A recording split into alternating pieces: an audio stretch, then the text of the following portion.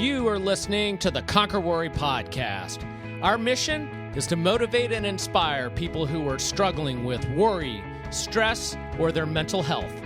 This podcast will help you build your mental resilience by bringing you short stories designed to inspire or interviews with people who are making a difference.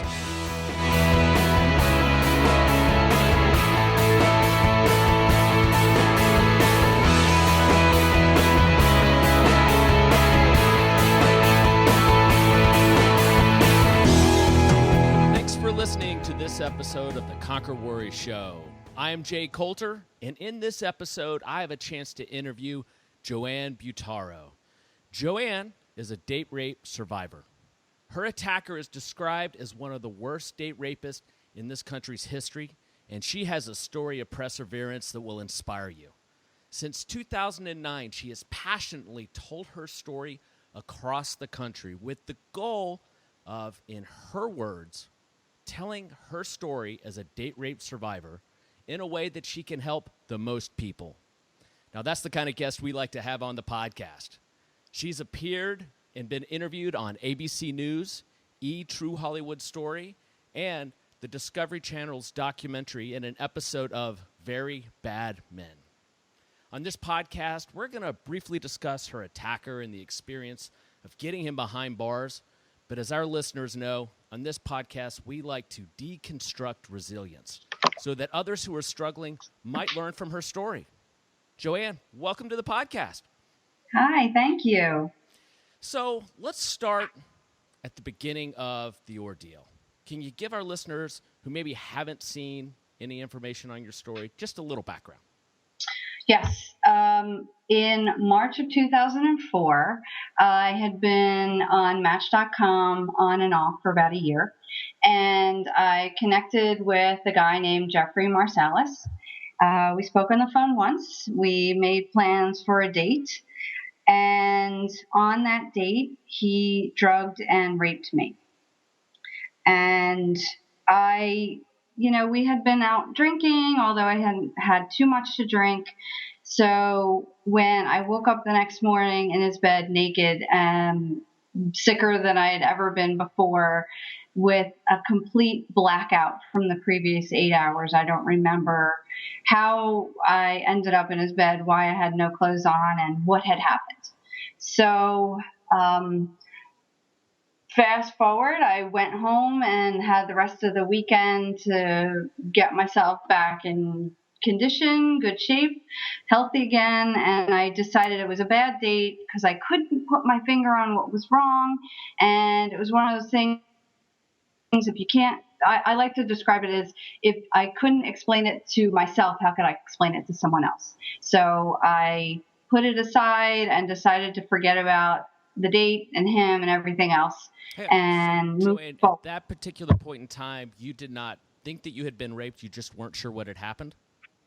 Exactly. I obviously knew that we had sex, but I didn't know, I couldn't figure out anything else. Gotcha. Yeah. And back then it was 11 years ago. So, people really weren't talking about drugging, date raping, anything like that. So I wouldn't have been able to go to that place as quickly as a girl could now, which is a good thing, actually. But back then it was, you just couldn't explain it. Gotcha. And then I put, as I said, I put it aside for a year and a half until I received a phone call from someone at the Philadelphia District Attorney's Office asking me if I knew Jeffrey Marsalis. It took me a while to remember his name and him because we had only been on that one date. And as I said, I really did put it away. And then they explained to me why they were calling, why they were investigating him. And I like to describe it as, like a dam burst, or my memory just opened up and everything that didn't make sense made sense. Everything sort of fell into place. The puzzle pieces were all put together and, in one nice little puzzle, and it all made sense to me at that point. So was this, were you sitting in the Philadelphia DA's office? Were you on the phone? Did it take a couple days to have that feeling, or was there an aha moment?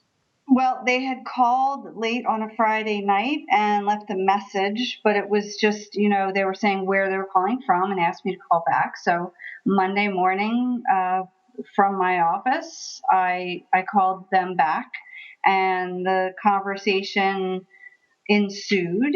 And, just throughout the conversation, the more they talked about him and, what they were calling about, that, so it was over the phone, that all this had happened. I became very, very upset. I could barely control my emotions. I was at work, so I was doing the best to do that. And the girl at the office, she was also trying to calm me down because I was very upset. And, she didn't want to get me any further upset, but she did want to finish the conversation and explain where we were going to go from that point. Okay. I can't imagine. Now, looking back now on that particular point in time when you realized it, were you able to picture exactly what had happened, or did you realize that you then still needed to go back and reconcile the process, the experience that you went through? Well, it started to come together, everything, before I blacked out and then everything after. And then as we finished the conversation, she asked me if I would meet with a detective from Philadelphia Special Victims. And I said that I would. And she gave me the phone number. So once I hung up with her, I called the detective. I made an appointment to go in and give a statement. I knew I had 3 days. And so from that moment on until I walked into the Special Victims Unit office, I decided I was going to try and remember everything I could so I could give the most accurate statement. Because at that point I knew that he had a history of this, and that I was going to try and do my best to remember what I could and, give the best statement that I could. So now you have the clarity of hindsight looking at that period of time. For somebody listening to this podcast today or many years from now that just found out that they were a victim of date rape, what would you suggest they do at that particular point when they first get the news that might help them deal with the process? I would say that, give into your emotions, something was wrong, and, allow yourself to feel how you're feeling, and then try and figure out what you want to do at that point. It's going to be very overwhelming, and you have to, what I would say is also find someone that you trust. I did have a friend there that I worked with. So after I got off the phone, I went into the bathroom and she followed me in, and, I told her what the phone call was about and what had happened. So, you want to tell someone that you can trust. You need support. You need support from someone you can trust. It's the first step, because it's going to be a really long road, and you need to get off on the right foot and have the right people supporting you on the path that you're going to be heading on. And that's great advice. So after you received the news, you processed it, or you had the 3 days to kind of process what you were going through. What came next? I went in and I met with the detective, and they had been working on a case against him for a while. He was known to the Philadelphia Police Department. There were 3 other victims and a trial coming up the next month. And then they had this case that grew out of a date rape that was reported in Idaho. He had fled Philadelphia, he was out on bail for the upcoming trial, and he raped a girl there. But she went to the police. She went to the hospital. There was forensic evidence, and from that, they were able to get a search warrant, and that's how they found out from his computer, and they found in his apartment the drugs that he was mixing to use on all his victims. So just the case and everything was discussed with me. I gave my statement. I was in there for about 2 hours. So I learned a lot about him and what a monster he was and how many women had come forward and how many more women there were. So not only was I telling my story, but I was also becoming angered at what a horrible, horrible person he was. And so I was becoming angry that I was not just a part of that, but that he had hurt so many other women like me. Yeah. So it was very emotional. I can't imagine the whole process was emotional. Would you say that was the most emotional time period? There were others to come, but that was just the start. It was going to be a very, very long road. A lot of it having to do with the legal process.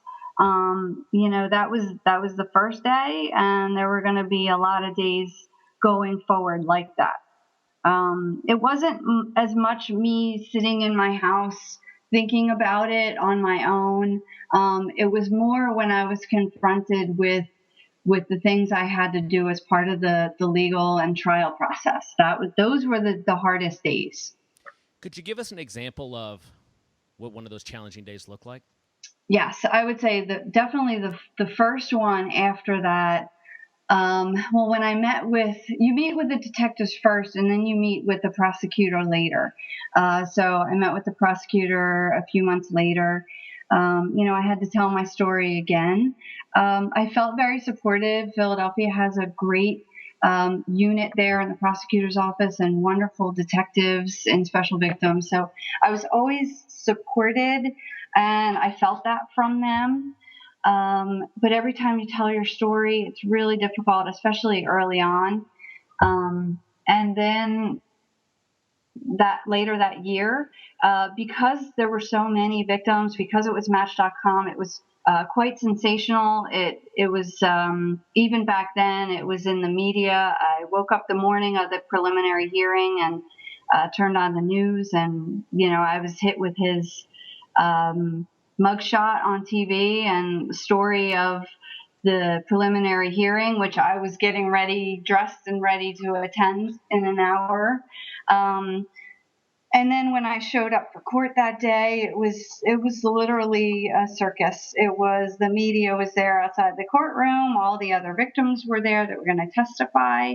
The detectives, the prosecutors, it was just so many people. And that was another day. It's just, it's really hard because you don't know what's ahead of you, so you can't prepare yourself. Even when you do have the support of all those people, it's just internally there's just a lot going on, because it's every time you move one step further, it's still a step you've never taken before.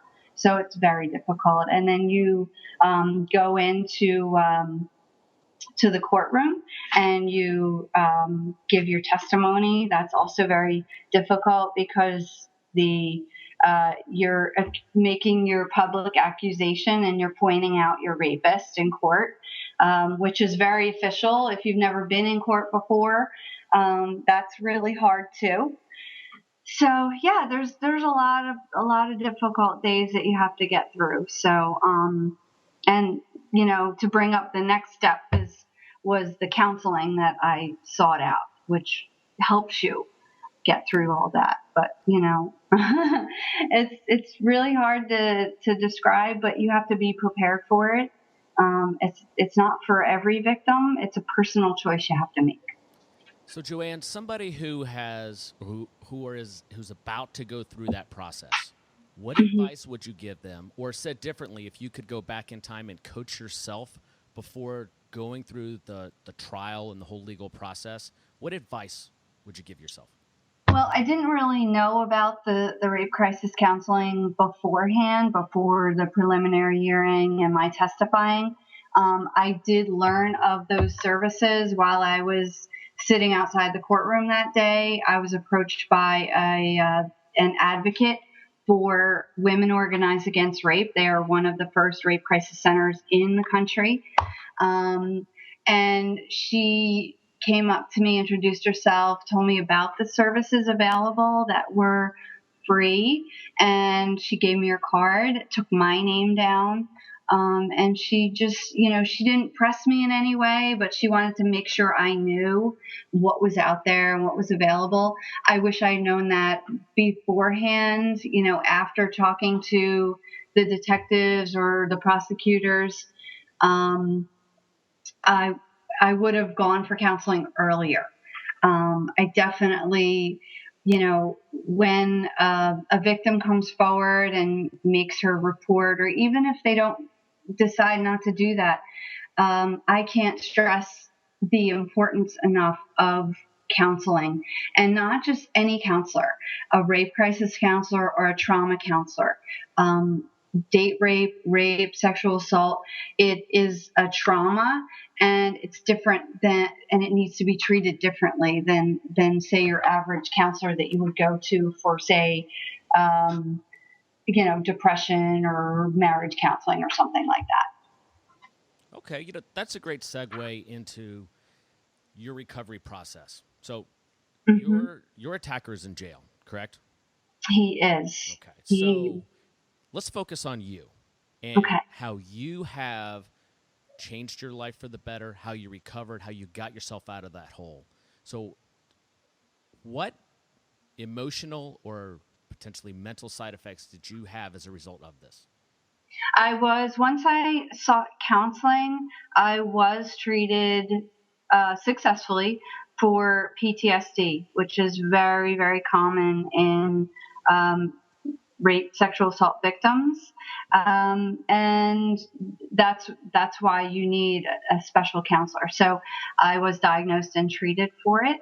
It was a long process. I saw my counselor throughout 2 separate years before the first trial that I participated in, and then the second trial, which was the victim in Idaho, which I did have some part in once he was convicted in Idaho, also in his sentencing.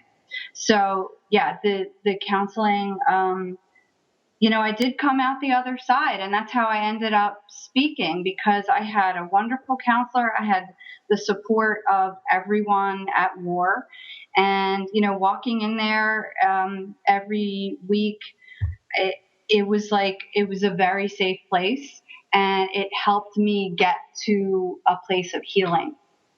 And that's why I stress the importance of it, because the victims need to have a safe place to go, and they need to know that there's a warm place where people aren't going to judge you. They know how to take care of you. And then once I, completed my counseling and started speaking, it was a whole nother level of healing, because just because you're done your counseling doesn't mean the healing stops. It really has. I'm still healing to this day. As far as I've come, there's still, you have to take care of yourself, especially when you talk about it again, or, or you see stories on the news, it'll affect you. So it is a long process, but if you dedicate yourself and you know that you need help, and that you want to help yourself, then you can do it. Would you say you conquered your PTSD, or have you just learned how to manage it? No. Yeah, I've definitely conquered it. At first, you learn how to manage it. That's what the counselors are there for. But, time is really what helps you conquer something like that.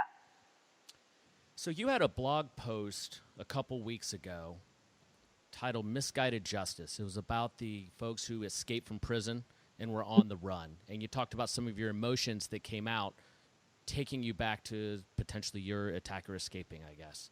Mm-hmm. Did that situation or writing that blog in any way bring back any of the PTSD issues you had? Or you found a way to conquer it, if you will, now so you don't have to deal with it? I was a little surprised at how affected, as I was watching it on the news, and it sort of grew in my head every time. I watch a lot of news as it is. I like to keep up on what's going on in the U.S. and the world. And so, but every time I saw it on the news, it made me think a little further into what that meant, what someone helping prisoners escape means to a victim, because I was so personally connected to it because of those, what I'll say now are irrational thoughts of Marsalis escaping. I had those thoughts early on when I, wasn't healed yet. And I was taken aback about how emotionally affected I was watching it on the news. And that's why I wanted to write it down, because when I started writing the blog a little over a year ago, I couldn't believe how much it helped me to write that stuff down. It was part of my counseling also. She had me write sometimes. She wasn't one of those quote unquote journaling counselors. I know there are a lot of them, and I know that helps a lot. I've had friends where that has helped them heal. But just starting the blog, I realized that helped me heal, and it helped me speak without anyone speaking back. And so when I decided, okay, I'm going to blog about it, and that helped me feel better, and also getting the message out to the public who may not know what a victim or their families are going through when someone takes it upon themselves to free prisoners. It's just it was very emotional for me, and writing about it did help me get through it. Okay. Tell you, you've given our listeners a lot of great information about what to do in the event of going through an experience like you had. Let's go through a thought exercise. Okay. Say a week from now, I call you, and it's a personal conversation, just you and I say, JoAnn, someone I care about just found out that she's a victim of date rape. Mm-hmm. What should I tell her? What's your answer? My answer is to, first of all, the fact that she's telling you is a really good thing. She's already taken the hardest step she can take. It's the first step is the hardest step, is to tell someone. And then, so someone who is a friend, like you, just needs to reinforce that they are there for the victim. But on the victim side, they're taking a step already, whether they know it or not, towards healing. So that's a good thing, and they need to keep moving forward from that. And they need to decide whether they're going to seek professional help or seek legal assistance. So it's a process for the victim. Well, JoAnn, I think you're an inspiration for folks who have been through this type of experience. Tell us a little bit about your speaking business. Well, I speak to on college campuses. I speak to victims advocate trainees. I was invited to speak at a National Crime Victims' Rights Week ceremony a few months ago. So, it's great that there are people out there that invite me to speak, and when I look in the faces of the audience, that there are people that want to listen, because that means even if they're hopefully a victim, not a victim themselves, but they're there because they want to learn more. So the whole point of it is to not only spread my message and help victims, but to spread the message and of awareness, because we need to get it out of that stigma, because it's sex and because it's rape and those horrible words, because it's such a horrible personal crime. But we need to be able to have people talk about it everywhere. So anyone who's out there in the audience listening, it's inspirational to me, because that means at least one person in that group is going to either be able to help someone or tell someone else what they were doing last night by listening to me.